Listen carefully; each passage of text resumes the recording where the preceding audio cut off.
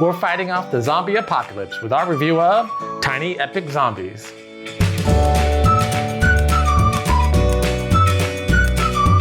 Tiny Epic Zombies is a pick up and deliver game where players make their last stand against the zombie apocalypse, in a mall. And I'm always amazed about how much they pack into this little box. This game really does live up to its name with its tiny and epic. We'll tell you all about it after this quick how to play. There are multiple game modes to choose from, which can turn it from a cooperative to a competitive, one versus many, or a solo game.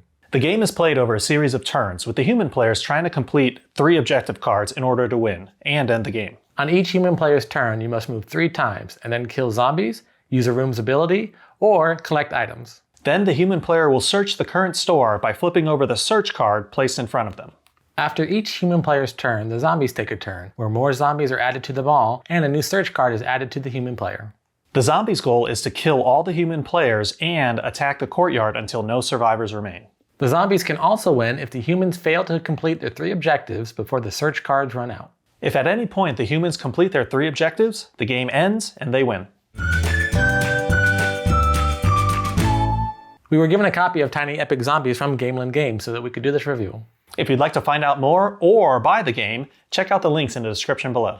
Every time I would go to the game store and I would see the Tiny Epic games, I was always interested to see what's actually packed inside of it. And then when we did our unboxing, a lot is packed inside of it. This could have been a really big game if all the pieces were normal size, only they shrunk everything down. So even though it's tiny, the game isn't tiny. It's an epic game, hence the Tiny Epic. So there's a lot going on here. There's a lot to do, a lot of decisions you have to make, a lot of strategy going on. I would dare say it's very challenging to actually win. Like, we barely won when we were playing this. Don't let the small box deceive you. There is a lot going on in this game. Kind of on that same note, when I saw Tiny Epic, I just assumed, all right, so there's just going to be tiny little squares and tiny little like diamonds or meeples. But no, these are customized. Like, these one are little unique like zombies. I'm like, okay, that's really cool. Not only that, like the meeples can carry around little weapons, like pretty, I mean, not super detailed, but like detailed shotgun, chainsaw. So there is a lot of detail, or just attention to detail, that I really appreciate.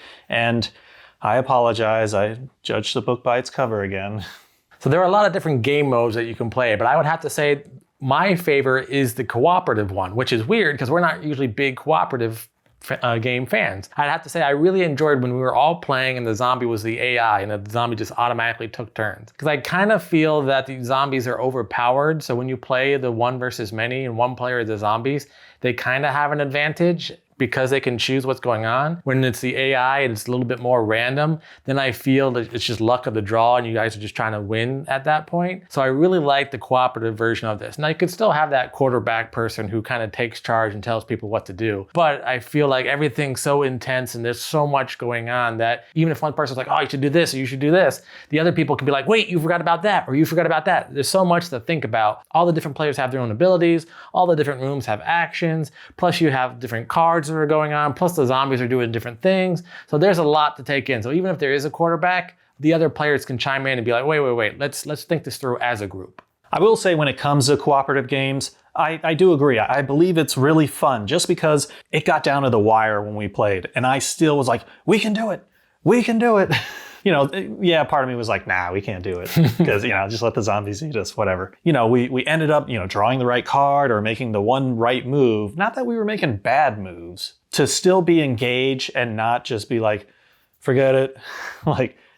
That's what I really appreciate about this game and what I look for when we're doing cooperative games or just games in general when I'm playing. And it's just like, I want you to want me to like see this through.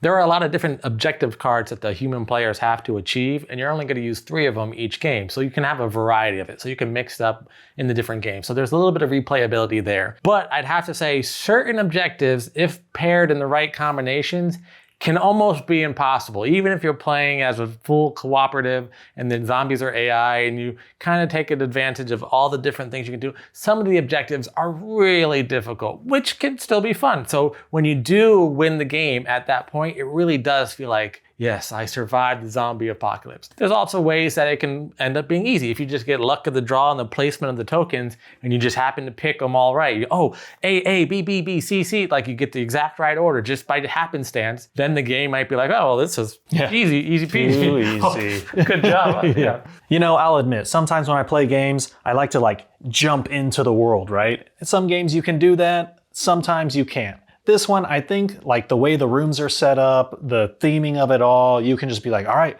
we're in the courtyard. There's a little door, there's a broken wall. Yeah, I know I can go through there and like, oh, I'm in this room now. This is what it would look like. So you can kind of visualize it. And I really like being able to do that, even if it's just me.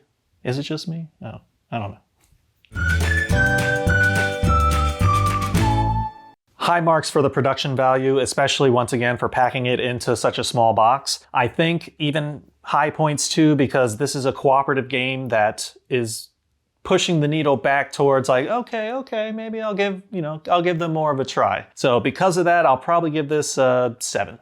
Overall, I really enjoyed a lot about this game. I like the different game modes, cooperative being my favorite, but the other ones are still fun too, depending on what kind of games you like. I love the production value. I love the strategy that goes involved. I love the replayability about this. I do appreciate that it's tiny and epic. However, with this one, I enjoyed it so much, I really wish it was a little bit bigger. So I would like to see like a normal size version of this because I really enjoyed what they were doing with this. So overall, I'm gonna give the game a 7. And that was our review of Tiny Epic Zombies. What'd you think? Are you ready to zombie the winner? Let us know in the comments below. And if you're enjoying our content, please like this video and subscribe to our channel. And if you'd like to find out more information and buy a copy of Tiny Epic Zombies, check out the links in our description below. Until next time, I'm Lee. And I'm Kenny. And go party like a board gamer. Brains.